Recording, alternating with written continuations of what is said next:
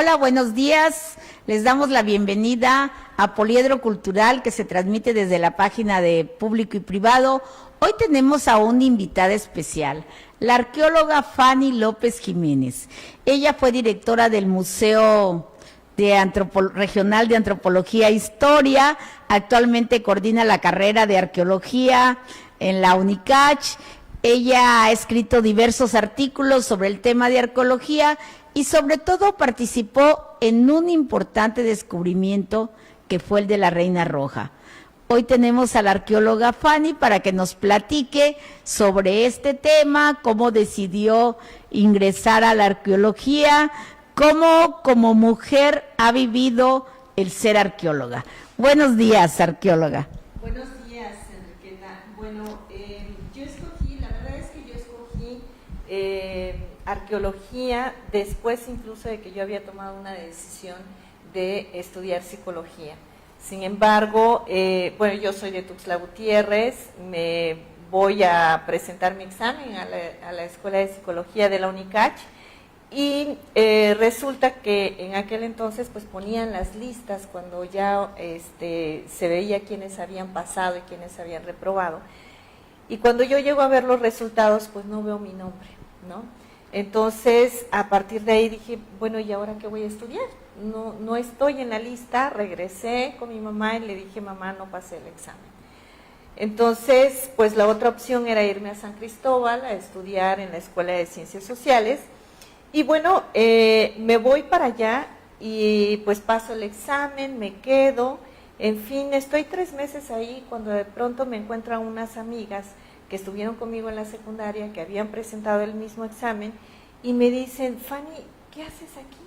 Estás en la lista de nuestro salón en psicología en la UNICACH.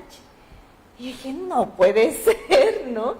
No, pues sí estás, y yo creo que todavía estás a tiempo de ir a hablar y reclamar, a ver si puedes ingresar en psicología. Y yo dije, no, ya estoy en San Cristóbal, ya que me regreso, ¿no? Así es como ya me quedé en San Cristóbal y después de estar un año ahí, conozco a un maestro que es el que me dice, ¿qué haces aquí? Lo mismo le da a tus papás mantenerte en San Cristóbal que mantenerte en la Ciudad de México, y ahí está la mejor escuela de antropología. Entonces me voy a la ENA, la Ciudad de México, y cuando llego allá yo voy con la intención de que me hagan revalidación de materias, porque ya llevaba yo 1 año y medio de estar cursando el tronco común en la Escuela de Ciencias Sociales, y entonces cuando llego allá me dice la secretaria, no, aquí hay 7 carreras, y de las 7 carreras usted escoge una.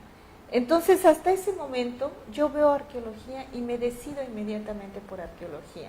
Así es como, bueno, pasé todos los procesos y todo y finalmente me quedé, pero fui descubriendo en el camino la arqueología y cada vez me ha gustado más, cada vez es una carrera que me ha apasionado más y que me ha dejado muchas satisfacciones, ¿no? Sí, qué increíble para quienes nos están viendo, ¿verdad? Cómo en un momento dado toda esta cuestión de haber presentado el examen en psicología, ¿verdad? No haberte visto, fue pues una suerte. Sí. Fue una suerte, sí, porque te abrió la oportunidad de realmente descubrir tu verdadera, sí, vocación. Así es. ¿No? Y además estamos en un estado, ¿verdad? Con todos estos, pues toda esta cultura, la cultura maya, ¿verdad? La cultura olmeca, todos estos descubrimientos que de alguna manera, pues yo creo que también influyen, ¿no? En una, sí, vocación. Sí, efectivamente, no es, yo no es que hubiera sentido esto de ser arqueóloga desde niña, ¿no? Palenque lo descubro en un viaje que realizamos de la prepa y el sitio arqueológico me encantó, pero además un viaje que estaba programado para ir a San Cristóbal de las Casas, y cuando llegamos a San Cristóbal de las Casas había mucha neblina, estaba lloviendo, y entonces el maestro nos dice, pues si quieren nos vamos mejor a Palenque porque aquí está lloviendo. Imagínate que en aquel decisión, era toda una odisea ir a Palenque. Y la responsabilidad de llevarlos a ustedes como alumnos. Maestro, ¿no? Y pues ¿Sí? bueno, todos, pues imagínate la chamacada en ese momento, el camión lleno, y sí, vámonos a Palenque y bla, bla, bla. Y entonces nos vamos a Palenque en el camión, y ahí es cuando yo descubro Palenque, ¿no? Llegando al sitio arqueológico, y me encanta el sitio, me encanta el lugar, y yo regreso fascinada de Palenque, ¿no? Entonces, yo creo que también cuando ya estoy en la ENA y voy a ver qué carreras hay, pues es justamente lo que viene a mi mente, un Palenque en Chiapas, ¿no? Y además que te digo, soy de acá y digo, pues arqueología, ¿no? No hay de otra. Pero tampoco tenía yo este conocimiento así de toda la variedad y la riqueza cultural que hay en el estado de Chiapas, y lo voy descubriendo conforme me voy adentrando en mi propia carrera, ¿no? Y entonces cada vez me voy emocionando por lo que estoy estudiando, por lo que estoy haciendo, y termino la carrera, pero siempre con la idea de regresar a Chiapas, ¿no? O sea, si estudié algo fuera de Chiapas, es porque voy a regresar a hacer algo por mi estado en ese sentido. Entonces siempre busqué regresar a Chiapas. Mis prácticas de campo, las buscaba yo proyectos que estuvieran en Chiapas, por supuesto. No pude haber escogido otros proyectos, pero siempre mi idea era regresar a Chiapas. Entonces estuve haciendo mi recorrido de superficie, por ejemplo, con la doctora Sonia Rivero en el sitio arqueológico de Lagartero. Y igual, o sea, cuando llego es un sitio que descubro rodeado de lagos, precioso, ¿no? Claro, con mucho calor y todo, y terminamos Sí, sí. la jornada, y después de terminar A nadar. directamente Al agua. ¿no? Al Al agua, agua, sí. ¿no?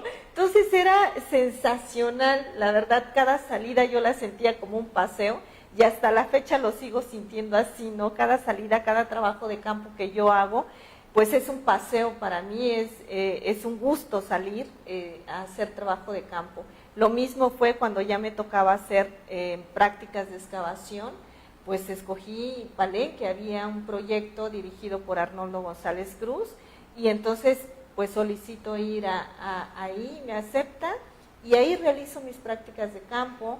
Termino la carrera y me quedo trabajando en Templo Mayor un tiempo, y también me encanta la arqueología urbana porque me asignan en Palacio Nacional, abajo de Palacio Nacional, entonces pues era todo un protocolo entrar a Palacio Nacional, sí, sí, ¿no? Hacer las excavaciones y conocer el sitio y además todo lo que había abajo. Y luego se abre otro proyecto para entrar a trabajar debajo de la Catedral de la Ciudad de México. Y la idea era hacer unas trincheras enormes, hacer estas excavaciones en donde iban a colocar pilotes que sostienen actualmente a la catedral, sí, ¿no? Y que cada cierto tiempo se levantan algunos centímetros para que no se vaya hundiendo. Entonces estas trincheras eran como de 15 metros aproximadamente, y pues era bajar y ir explorando desde lo contemporáneo, ¿no? Lo colonial, y llegar a lo prehispánico. Eso era realmente una riqueza cultural verlo. Entonces también me gustó muchísimo esta arqueología urbana que estuve haciendo en Templo Mayor, pero indudablemente siempre era mi necesidad de regresar a mi estado, ¿no? Sí, es increíble. En la Ciudad de México hay una cafetería de La Porrúa que está precisamente a un lado del Templo Mayor, y desde ahí contemplas, ¿no? El Zócalo, la Catedral, sí, el Palacio Nacional, las excavaciones del Templo Mayor. Y es maravilloso esta convivencia de diferentes épocas de nuestro país, ¿no? Sí, sí, sí. Definitivamente. Bueno, nosotros entrar a cada uno de estos lugares, la verdad es que es un privilegio para un arqueólogo estar en estos lugares, porque son lugares que no cualquiera visita, son lugares en los que no cualquiera está, ¿no? Entonces, estar en contacto con materiales arqueológicos que tienen siglos, que fueron realizados, que fueron manufacturados, y que tú los estás manipulando, que tú los estás tocando, estar en paisajes completamente diferentes, ¿no? la verdad que es uno de los privilegios que el arqueólogo tiene, ¿no? Y me encanta eso. Claro. ¿Y crees que es diferente la práctica de la arqueología para un hombre y para una mujer? ¿Crees que hay diferencias? No. En el trato, en la formación de equipos, en cómo vives. Digamos que no en la formación de equipos, ni el trato, digamos, de iguales, pero sí es difícil trabajar en un principio pues con la gente que te va a ayudar a hacer las excavaciones, ¿no? Que pues generalmente son albañiles, son peones, los que colaboran con nosotros, y como que de repente tener la figura femenina que los manda, que los ordena, que les da las indicaciones, se muestran a veces un poco renuentes, ¿no? Pero bueno, siempre hay formas de ir trabajando esta parte con ellos y finalmente lo logras, ¿no? Pero sí, en ocasiones sí he sentido algún hostigamiento laboral, ¿no? Sí, ¿cómo fue tu experiencia de dirigir el Museo Regional? Bueno, el Museo Regional para mí fue una de los episodios también más bonitos que he tenido como profesionista, ¿no? Porque además es un lugar en el que cuando llegué por primera vez al Museo Regional, yo llegué con la idea de hacer mi tesis, estaba yo saliendo, y llegué con la idea de hacer mi tesis sobre los materiales arqueológicos que se encuentran en la bodega de materiales, y yo iba a analizar la cerámica con maya, con influencia teotihuacana. Entonces, yo llego al Museo Regional, hablo con el director, que en ese entonces estaba Carlos Silva, y le digo la intención que tengo de hacer mi tesis, y entonces él me da las llaves de la bodega, así, simplemente, no es que yo tenga acceso. Y entro a la bodega y veo un mundo de materiales arqueológicos que yo no sabía ni por dónde empezar. Años más tarde, pues me toca ser la directora del Museo Regional, y para que yo viera esa llave, no era fácil, ¿no? Confío en ti, Carlos. Claro, Carlos confía en mí, ¿no? Pero pues ahora cada vez más existen todos los protocolos de seguridad para tener acceso a estos espacios, ¿no? El tratamiento para las piezas, ¿no? Así es, el tratamiento para las piezas. Y bueno, quien a mí me invita a colaborar como directora del Museo Regional es el delegado. En ese momento estaba Héctor Álvarez. Entonces me dice, oye Fanny, pues te invito a que vengas y que colabores con nosotros y que ocupes el cargo de directora del Museo Regional, ¿no? Por supuesto, yo trabajo para la Universidad de Ciencias y Artes de Chiapas, para la UNICACH, y hablé con el rector para solicitar el permiso. ¿Eso? Y me dijo, Fanny, adelante, cuentas con mi apoyo. Estaba don Roberto Domínguez Castellanos y él me dijo, mira, cuentas con mi apoyo personal como amigo, cuentas con el apoyo de la institución, mide tus fuerzas, yo sé que lo puedes lograr y adelante, ¿no?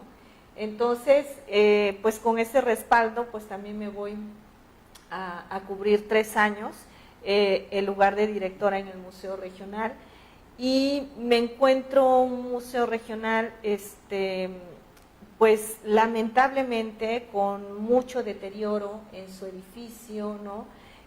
Con muchas faltantes, y que bueno, existe un convenio entre el gobierno del estado y el Instituto Nacional de Antropología e Historia, en donde el edificio estará dedicado al museo, pero el gobierno del estado tiene que poner también su parte y tiene que ser la parte de mantenimiento del edificio, ¿no? Y es la que menos se le ha dado a este edificio. Entonces, me toca hacer una tarea pues ardua, ¿no?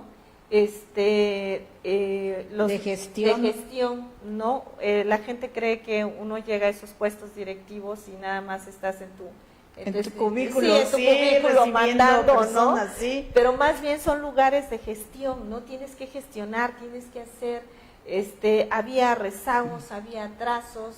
Entonces fue una experiencia dentro de mi mismo campo, de lo que es la protección del patrimonio cultural, estar en el Museo Regional, empezar a hacer exposiciones temporales, ¿no? Algunas modificaciones en las salas, y con el poco recurso que teníamos, ¿no?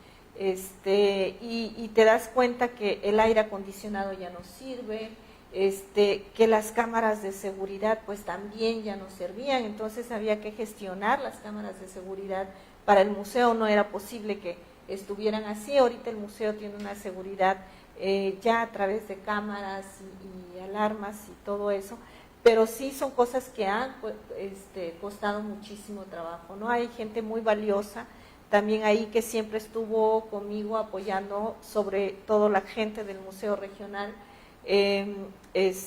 colaborativa para la realización de estos trabajos, ¿no? Pero sí saben de estas carencias que tiene el museo ya desde hace muchos años, ¿no? Y que yo creo que quienes estén ahí deben hacer un trabajo permanente de gestión, de diálogo con quienes, sí, las instituciones involucradas, para sí, que cada quien haga la parte que le corresponde, sí, ¿no? Efectivamente, esa es la parte, digamos, más desgastante, ¿no? De estar y yendo a ver a que te paguen la luz, que te paguen el agua, ¿no? Que como una ama de casa, como una ama de casa, peor, ¿no? Sí, pero pero la parte interesante, la parte bonita es la que tiene que ver con estas exposiciones temporales, ¿no? Que es lo que te enriquece, saber cuáles son las exposiciones que se van a colocar, tienes que empaparte de eso, empezar a empaparte de la historia, y porque como hay dos salas, tanto claro, de arqueología como de historia, entonces para mí obviamente era mucho más fácil dedicarme a la sala de arqueología y sabía mis debilidades con respecto a la de historia. Sin embargo, traté de hacer varias cosas por la sala de historia, ¿no? Empezando por poner una línea del tiempo. Sí, que hacer no un se guión, tenía, ¿verdad? hacer, Sí, sí, como que creció esa sala muy desordenada. Sí. Yo recuerdo que me tocó participar en la inauguración del museo y había que llenarla, acomodiera el lugar, y se llenó con lo que se tenía a la mano. Yo trabajaba en ese tiempo en el Instituto de la Artesanía Chapaneca, ajá, lo que es ahora la Casa de las Artesanías, sí, ¿no? Y lo llenamos con todo lo que teníamos, claro, de textiles. Sí. De textiles una parte. Y de máscaras. Fíjate, sí, que hice una de las exposiciones temporales fue sobre máscaras, ¿no? Del estado de Chiapas, rostros divinos. Y resulta que cuando la directora de Marilú va a ver la exposición, la invito a ver la exposición y llega con su gente, pues hay algunos empleados que ven las máscaras y dicen, estas máscaras eran de la Casa de Artesanías. Y dice, pero qué bueno que se salvaron, porque si no se hubieran quemado como todo lo demás, ¿no? Entonces hay máscaras de diferentes regiones del estado de Chiapas que son de bailes, de ceremonias, etcétera, que se mantienen en el Museo Regional gracias a ese préstamo del que hablas, ¿no? Así que se quedaron en esa época porque ya se iba a inaugurar y había que hacer. Nosotros en una ocasión hicimos con la que era directora en ese tiempo, María Elena Grajales, ¿verdad? Que fue la primera directora. Hicimos una exposición del juguete tradicional. Se iniciaron estas festividades de muertos que ya van como en la 40 sí, años, 30, yo digo, sí. 36 años. Sí. Es increíble que cómo han logrado sobrevivir, ¿verdad?, a diversos directores y directoras que han estado en el museo. Bueno, y pues ahora nos vamos precisamente a para lo que te invitamos, Fanny, ¿verdad? Leímos el resumen del libro de la reportera Adriana Malvido. Ah, sí, cómo no. Sí, en Proceso leímos tu artículo también, que publicaste en National Geographic, ¿no? Entonces, qué emocionante. Cuéntanos de ese día. De ese día. De ese día en que Fanny caminando por Palenque, ¿verdad? Sí.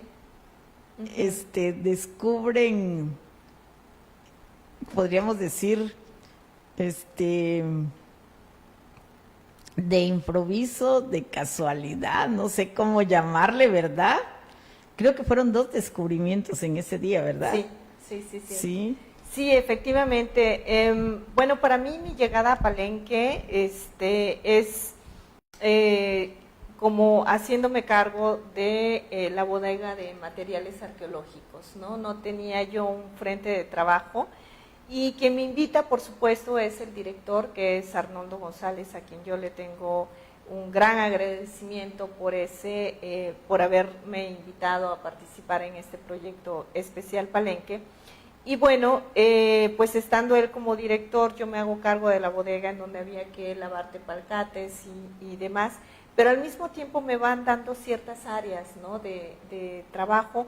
Una de ellas fue realizar una excavación en Nututún, que no está en Palenque, sino está a 8 kilómetros del sitio arqueológico de Palenque.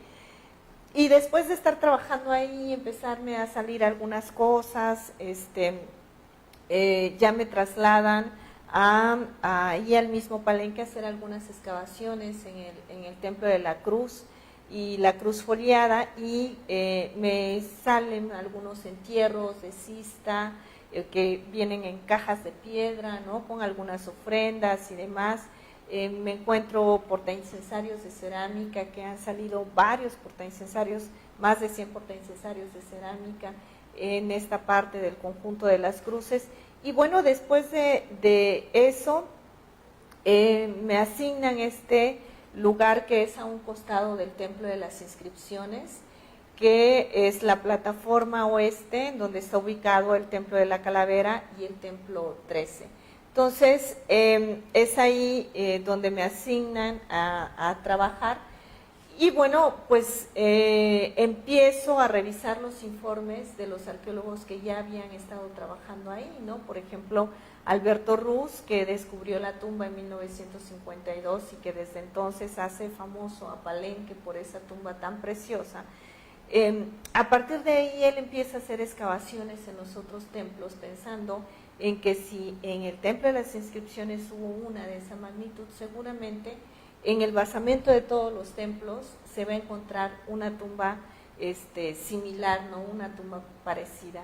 No da con otras tumbas, ¿no?, solo se queda con la del Templo de las Inscripciones.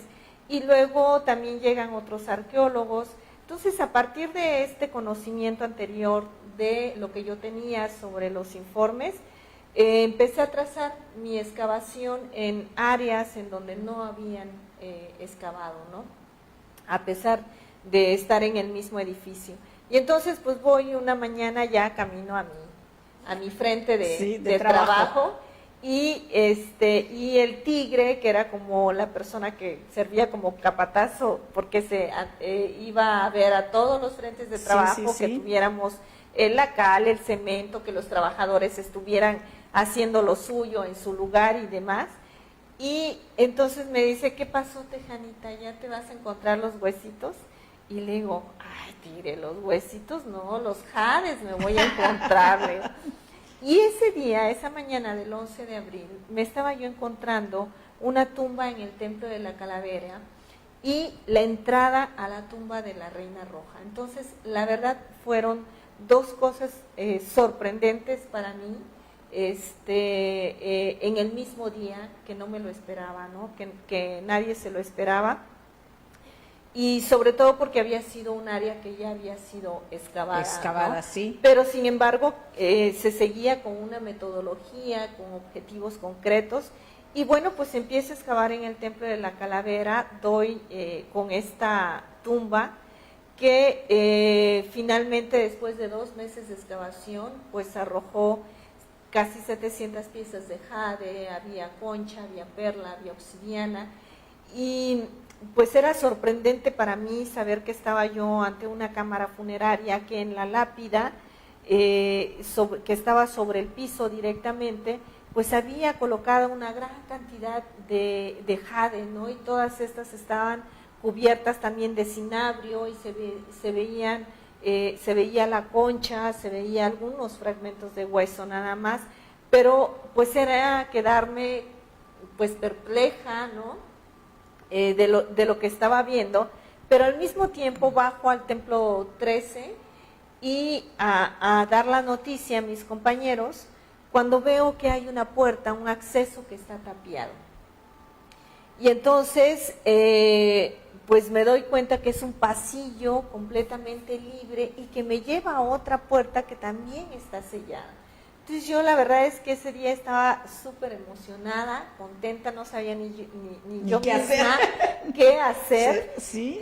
Y lo que hicimos fue localizar a Arnoldo para Compartir la noticia de lo que yo me había encontrado en el Templo de la Calavera, y él me dijo, Fanny, pues de ahora en adelante vamos a trabajar en el Templo de la Calavera, vamos a estar juntos y vamos a hacer una excavación de esta y esta magnitud. En fin, empezó a ver de qué manera iba a ser, a planear la estrategia para el Templo de la Calavera, pero yo le decía, ¿sabes qué? Sí, pero en el Templo 13, le digo, hay una puerta que está tapiada, y entonces entramos juntos, y no, obviamente, la emoción, los abrazos de un nuevo edificio al que estábamos ahí adentro, y le digo, ¿sabes qué?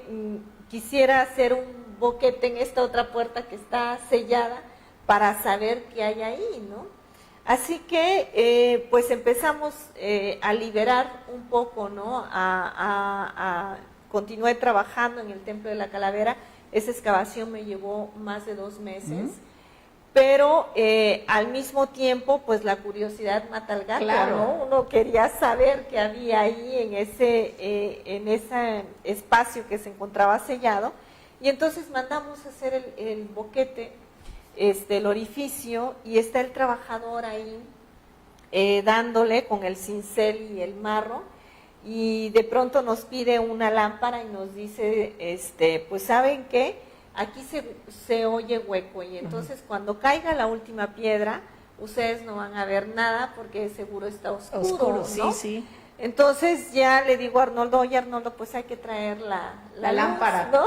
Sí. Entonces Arnoldo pide una planta de luz y la trae, y justo cuando cae la última piedra, el trabajador se baja del bote donde estaba y yo me subo. Y entonces, si efectivamente mis ojos apenas se estaban acostumbrando a la oscuridad, y apenas alcanzo a ver siluetas, cuando en eso llega Arnoldo, se sube ya con la luz y me dice, es una tumba, Fanny, es una tumba. Y entonces le quito la luz y le digo, es un sarcófago, Arnoldo, es un sarcófago, sí. Era una emoción en esa ocasión. Y entonces subíamos y bajábamos de la cubeta los dos, ¿no? Y cada quien describía lo que veíamos el sarcófago, veíamos un incensario encima de la lápida, veíamos ofrenda a la entrada de ese recinto, y algunos otros huesos también de cada uno de los costados del sarcófago. Habían depositado varios huesos. Y entonces estábamos allí en esa moción de describir desde donde estábamos lo que estábamos viendo, cuando yo le digo, lo que está ahí adentro es mujer. Y entonces me dice, ¿cómo te atreves a decir que es mujer? Que es mujer, ¿no? Sentí esa identificación. Sí, claro. Entonces le digo, bueno, pues es mi intuición. Y me dice, la arqueología no se lleva por intuición. Y luego lo sé, Arnoldo, sé que la arqueología es científica, que hay todo un método para la realización de la arqueología. Sin embargo, lo que yo siento es que ahí es hay una mujer, ¿no?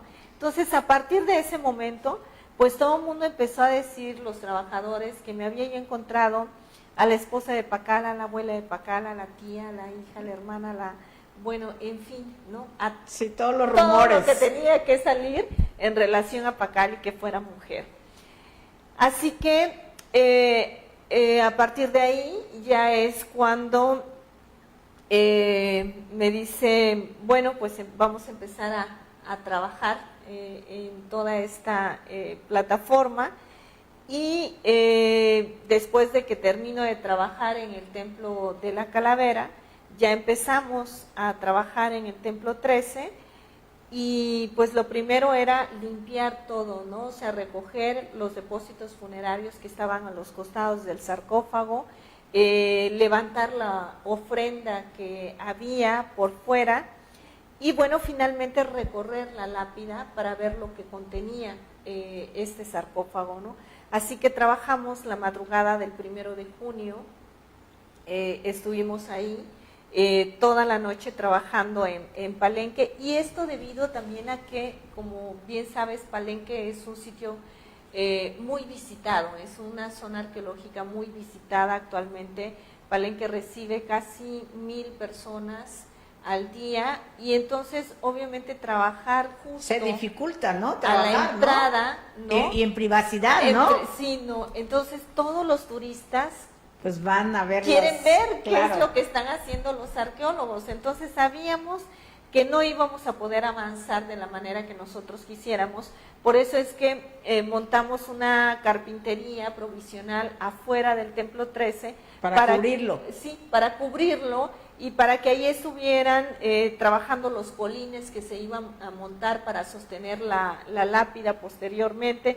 Y en fin, estuvimos trabajando toda la madrugada hasta que finalmente se recorre la lápida, ¿no? Y pues lo primero que veo es un rostro descarnado, pintado completamente de rojo, y que tiene una diadema de jade y muchas piezas dispersas por todo su cuerpo, ¿no? Entonces, realmente ese hallazgo muy significativo, ¿no?, para el momento, porque se trataba en principio del segundo sarcófago que aparecía en Palenque, por ejemplo, ¿no? O sea, después del sarcófago de Pacal, el siguiente sarcófago viene siendo, en este caso, lo que ahora llamamos de la Reina Roja. Y sorprendente, ¿no?, esta parte en la que se hace la exploración, en la que tenemos que trabajar. Por supuesto que hay un equipo multidisciplinario que está trabajando ahí con nosotros. Hay topógrafos, dibujantes, arquitectos, ingenieros, restauradores. O sea, realmente era un equipo completamente multidisciplinario que estaba trabajando en ese momento en Palenque, y como 300 trabajadores realmente que estaban ahí con nosotros. Uno entonces, no se imagina, ¿no?, la cantidad de gente que participa. Toda la cantidad de gente que participa, no es solo los arqueólogos, ¿no?, sino también estaba el fotógrafo Octavio Moreno, por ejemplo, que estuvo ahí con nosotros tomando las fotografías en el momento. La restauradora Katia Perdigón, es un poco como forenses, ¿no? Sí, claro, ¿no? O sea, cada quien desde su disciplina aportando lo que hay ahí, ¿no? O sea, sí, efectivamente, el arqueólogo es el que lleva el peso, ¿no? Sin embargo, pues es todo un equipo de colaboración que está ahí, ¿no? Entonces es un trabajo de equipo que se realiza en cada una de estas excavaciones, sí, ¿no? Así es que, bueno, pues eso fue en un principio. Luego llega el maestro Arturo Romano, y cuando ve los huesos, pues él finalmente dice que es mujer, ¿no? Y entonces confirmas tu intuición. Mi intuición. Sí, yo creo que en todas las profesiones, aún que siguen un método científico, ¿verdad?, la intuición siempre está presente, ¿no? Así es. Sí, así es. Ya después lo compruebas. Exacto.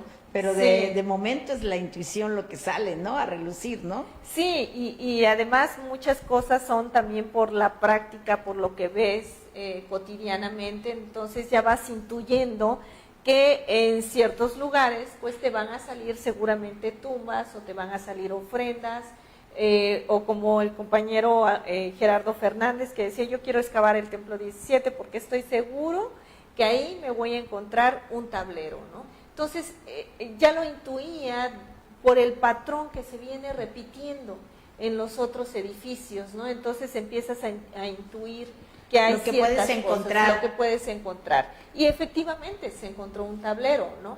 Entonces, sí, es científica la arqueología, pero pues hay algo también ahí mezclado de intuición. Claro. Y para nuestro público, ¿qué es un tablero, Fanny? Ay, ¿qué es un tablero? Perdón, luego hablo como si todo el mundo ¿Sí? supiera un tablero. Sí. Un tablero está hecho a partir de piedra, de laja caliza, y sobre hacen representaciones de imágenes, de personajes, o bien hay escritura jeroglífica, y la colocan como en en el interior de los templos, ¿no? Y entonces es la parte de que te cuenta la historia, un fragmento de la historia de lo que vivieron los gobernantes en la época del clásico en Palenque, por ejemplo, ¿no? Entonces es una piedra grabada que está en el interior del templo, ¿no? Sí, y esa piedra grabada habla de la historia, habla de lo que ha pasado ahí. Sí, de los sucesos más importantes, digamos, del sitio arqueológico de la ciudad en su momento, de los gobernantes, de la nobleza, de algún hecho histórico que para ellos hay que resaltar, o sea, de eso nos habla, ¿no? En el caso del sarcófago, por ejemplo, no salió ninguna inscripción jeroglífica, ni en el sarcófago, ni en el atuendo funerario, pero sí, a diferencia, claro, de la tumba del Templo de las Inscripciones, pues el Templo de las Inscripciones, todo el sarcófago tiene jeroglíficos, tiene imágenes, habla de la ascendencia del lado paterno, del lado materno, de este gobernante de Pacal, ¿no? Y aquí en este caso, ¿a qué se debería eso? ¿A que era mujer? No, en ningún momento he creído que se tratara de por ser mujer que no tuviera todo eso, sino que más bien Palenque estaba atravesando por una situación política inestable en el momento de su muerte, ¿no? Palenque está en guerra con Toniná, por ejemplo, entonces, y la muerte de ella parece ser de manera sorpresiva o de manera inesperada, ¿no? Aunque sí está el lugar preparado para recibir el depósito. Sería un entierro rápido, pudiéramos decir. Exactamente. Sin toda la ceremonia. Es un entierro rápido que sí debió de haber llevado su ceremonia, pero este proceso de hacer la escritura, llevaba su tiempo, o sea, no es algo que lo puedes hacer de la noche a la mañana, ¿no? Su máscara, incluso su máscara es de malaquita, no digo que no haya llevado su tiempo, sí lleva su tiempo la realización de una máscara, y se cree que estas familias debieron de tener también su familia de joyeros o de artesanos, porque una máscara con tantas teselas, con tantos fragmentos, pues les podía llevar años en realizar, ¿no? Lo que es la máscara, lo que es la diadema, lo que es el collar. Entonces, la máscara de Pacal, por ejemplo, ¿no? Debió de haber llevado su tiempo. Entonces hay una familia de artesanos que está trabajando para la nobleza, que son joyeros y que le están realizando todo el trabajo. La reina salió finalmente con 1,253 piezas, varias de ellas de jade, pero también había concha, había agujas de hueso, había obsidiana. Su máscara, te digo, no es de jade, es de malaquita, y todo lo que es el tocado, ¿no? Entonces, sí era una gran cantidad de piezas que conformaban su atuendo, digamos, pero era su atuendo, tal vez el atuendo que usaba en ceremonias, el atuendo que usaba en algún episodio, ¿no? Pero era algo que tenía con ella, no es que el collar se lo fabricaron en ese momento porque ya se murió y es el que se le va a poner, o que las pulseras. Sí, sino que formaba parte de su atuendo, si no cotidiano, sí de situaciones especiales, ¿no? Así y tú cuentas en tu artículo que tal vez ella fue la tercera mujer que tuvo una presencia importante de poder, ¿no? En la zona. Es. Sí, después de que finalmente el antropólogo físico confirma que se trata de una mujer, entonces empiezo a ver quiénes son las mujeres importantes que estuvieron en Palenque, que tuvieron un poder o que de alguna manera sobresalían, ¿no? Y entonces se encontraba Canalical, que había sido la abuela de Pacal.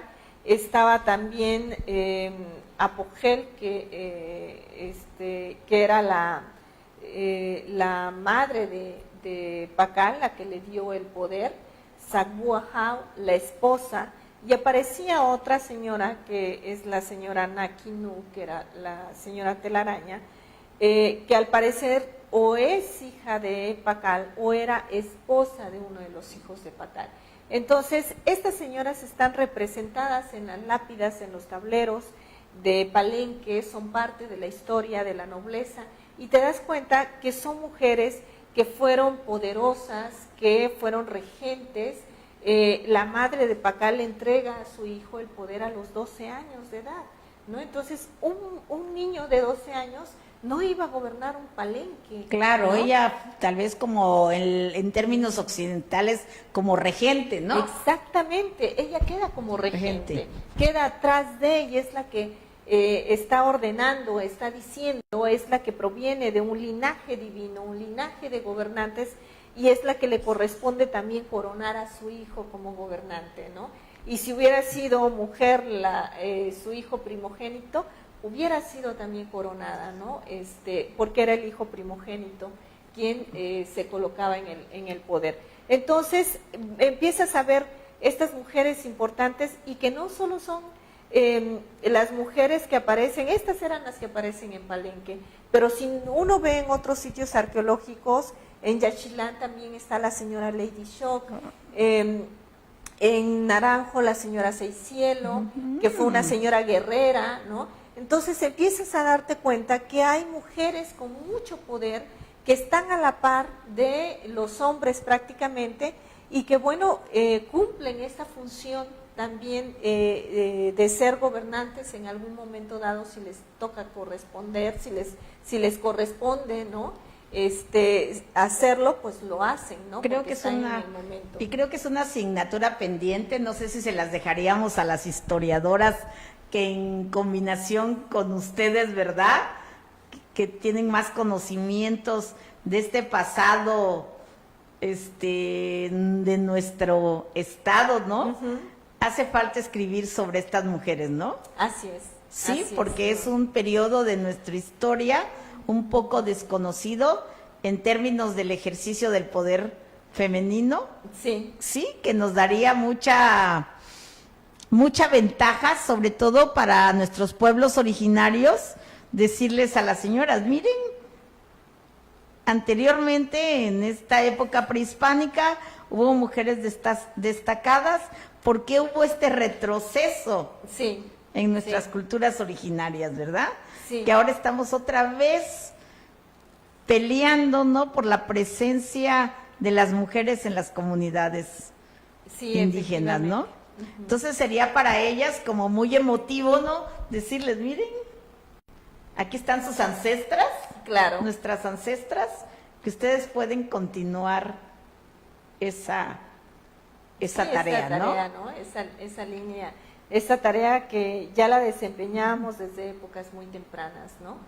Y que pues lamentablemente la gente ha invisibilizado a la mujer, la participación de la mujer, ¿no?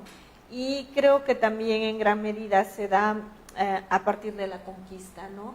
Que un poco hubo un retroceso, ¿no? Sí, por esta cultura judeocristiana, ¿no?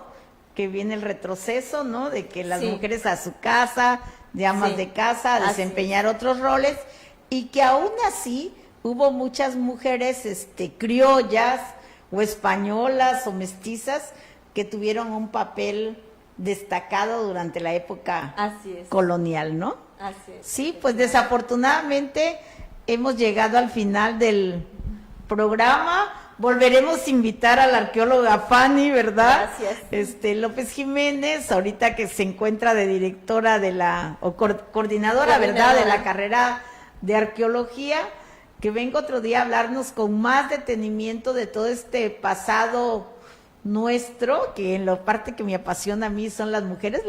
Le pediríamos que nos haga un programa especial de todas estas mujeres destacadas, de nuestras ancestras de la época prehispánica, lo que sería muy interesante.